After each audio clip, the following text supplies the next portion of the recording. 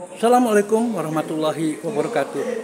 Jumpa kembali dengan Tuan Guru Channel, channel yang menaburkan nilai-nilai rahmatan lil alamin untuk membangun dunia yang penuh dengan kedamaian, keamanan, dan juga persaudaraan umat manusia.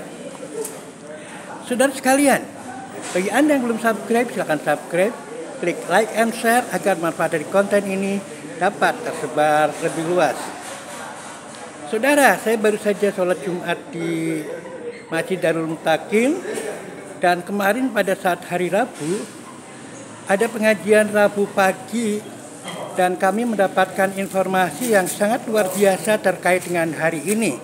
Hari ini 1 Desember adalah Hari AIDS Dunia, Hari World AIDS Day, ya.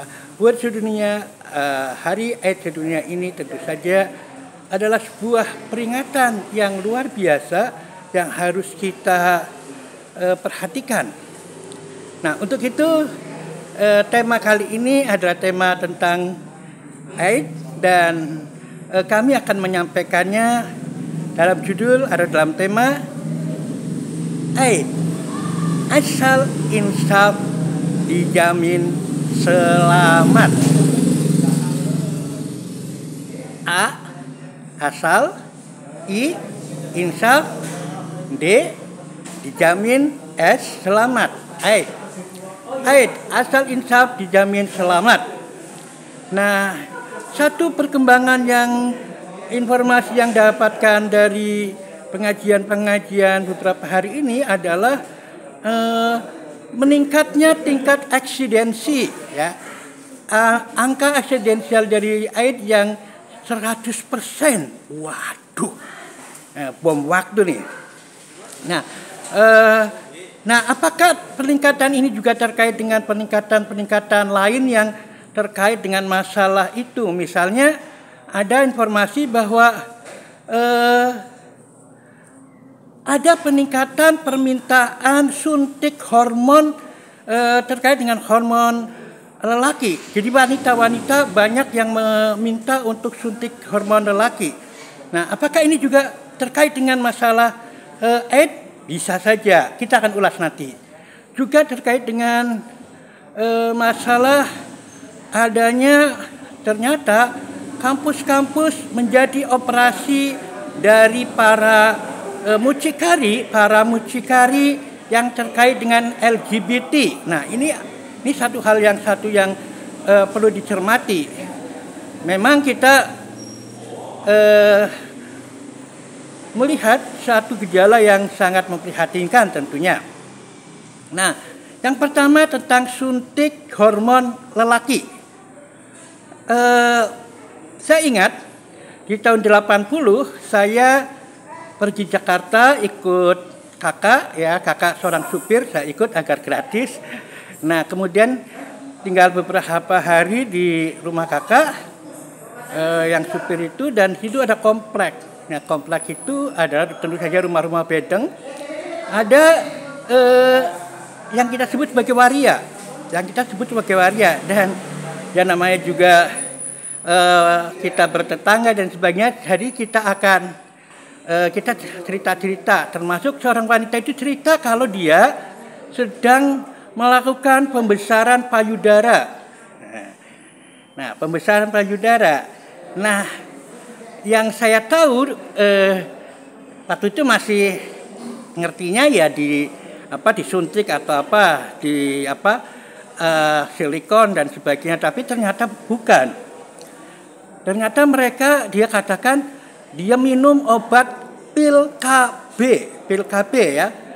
Kita tahu bahwa pil KB adalah preparat progesteron dan estrogen, hormon-hormon wanita yang itu terkait dengan masalah siklus men dan sebagainya. Dan ternyata itu yang diminum. Nah, saya pikir sekarang rupanya hormon-hormon pil yang diminum itu adalah untuk meningkatkan hormon kewanitaannya, sehingga diharapkan sifat-sifat kewanitaannya seperti estrogen itu akan memberikan warna halus, suara lembut, rambut lembut dan sebagainya itu dicapai. Dan ternyata setelah itu setelah tahun 80 banyak muncul waria-waria dengan kulit yang halus, mulus dan sebagainya. Tentu saja kalau suntik hormon itu mahal, dan karena rata-rata yang begitu adalah mereka yang ada di jalanan, yang ngamen dan sebagainya. Saya pikir dengan cara yang seperti teman saya itu lakukan, yakni dengan mengkonsumsi mengkonsumsi pil KB yang mengandung hormon estrogen dan progesteron. Nah, ini satu hal yang mungkin langkah praktis bagi mereka. Nah, apakah saat ini dengan meningkatnya suntikan testosteron, mungkin kalau testosteron preparat-preparat yang terjual agak terbatas sehingga harus suntik, dan tentu saja kalau yang suntik itu tentu saja punya modal, dan tentu saja tujuannya tentu saja untuk hal-hal yang komersial. Nah, oleh karena itu bagi pihak berwajib untuk mengusut terkait dengan masalah suntikan testosteron ini. Why?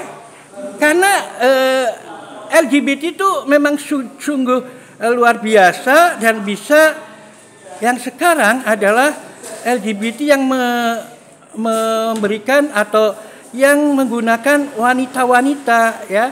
Nah, di dalam yang tentu saja adalah grup lesbong, ya, grup lesbianisme. Nah, untuk lesbianisme kita tahu di referensi bahwa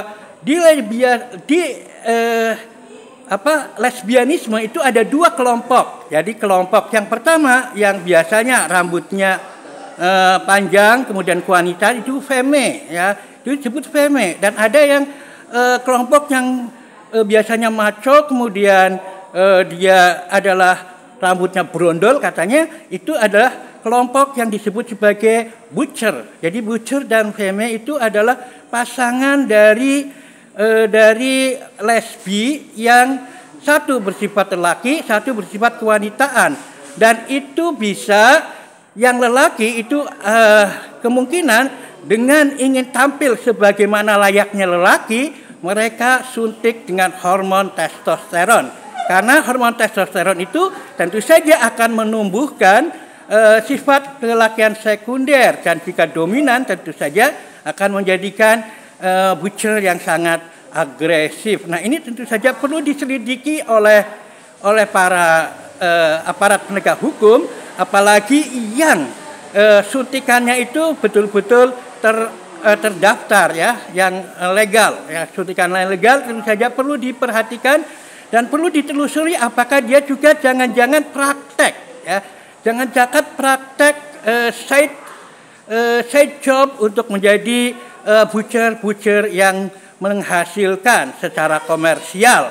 Nah, jadi apa yang sekarang terjadi dengan suntikan hormon testosteron mengingatkan saya pada konsumsi pil KB yang untuk menambah dan meningkatkan hormon progesteron dan estrogen pada para waria, yang kemudian menghasilkan kulit yang lembut, suara yang melengking, dan juga wajah yang halus. Nah, ini tentu saja masalah ini adalah masalah terkait dengan masalah keamanan dan obat-obatan yang berwajib harus mengusutnya. Apakah itu terkait hanya sekedar untuk kepentingan pribadi, ataukah juga kepentingan pribadi yang terkait dengan komersialisasi? Apakah itu juga digerakkan oleh para mucikari? Mengingat konon mucikari LGBT pun sudah merambah di kampus-kampus.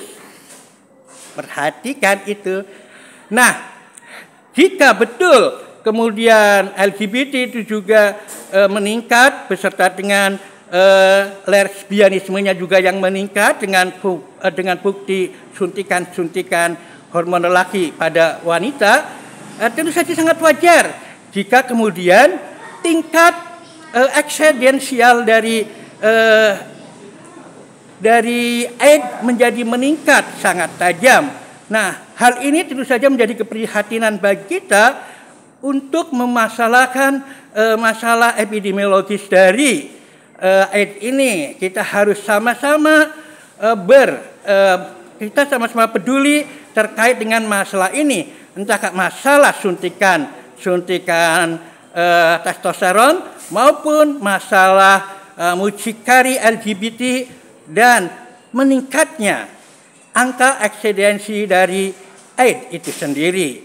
Karena kita jangan-jangan nanti menjadi negara yang booming dengan LGBT-nya, dengan masalah AIDS-nya. Betul, AIDS tidak mengenai hanya mereka yang LGBT, tetapi tentu saja perilaku-perilaku yang membahayakan, perilaku-perilaku yang mereka lakukan sangat memprihatinkan. Nah, keprihatinan itu tentu saja harus menjadi gerak kita bersama untuk menanggulangi AIDS.